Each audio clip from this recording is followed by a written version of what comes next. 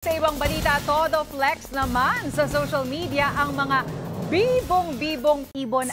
Kanya-kanyang paandar ang mga alagang ibon ni Bayan Patroller J. Ombid ng 13 Martires City, Cavite. May nagbabasketball, nagtutulak ng kart, may umaacting na patay o play dead at nagpa-flag racing. Mayroon ding marunong magbato-batopik. Kwento ni Jay, naaaliw siyang magturo ng trick sa kanyang mga alagang ibon gamit ang reward system. Dagdag niya, umaabot lang ng 3 araw at kuhang-kuha na ng mga ibon ang itinuturo niyang tricks na binubusog niya ng pagmamahal at itinuturing na rin niyang pamilya.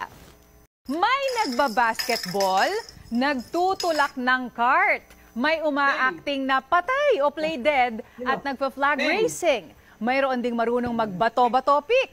Kwento ni Jay, naaaliw siyang magturo ng trick sa kanyang ibon gamit ang reward system. Dagdag niya, umaabot lang ng 3 araw at kuhang-kuha na ng mga ibon ang itinuturo niyang tricks. Sa ngayon, may 13 ibon na alaga si Jay na binubusog niya ng pagmamahal at itinuturing na rin niyang pamilya.